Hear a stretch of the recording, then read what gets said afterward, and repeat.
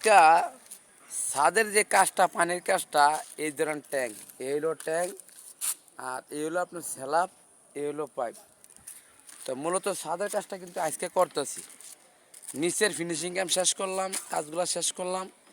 এখন যদি ছাদের কাজগুলা সম্পূর্ণ করে দেই তো আপনার কোনো সমস্যা হবে না। আপনার বাথরুম এবং ফাঁকের ঘর এবং বার সাইডে কল সব চালাইতে পারবো, কোনো সমস্যা নেই।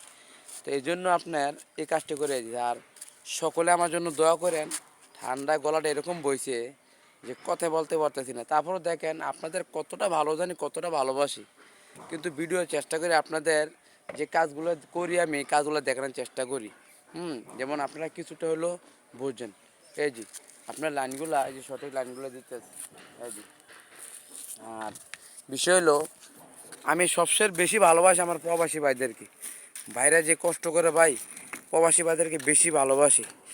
সবগুলো প্রবাসী ভাইয়ের, আবার প্রবাসী ভাইয়ের অনেকগুলো ভিডিও কিন্তু আমি খুব খুব যত্নশীলই দেখি কিছু ভিডিও।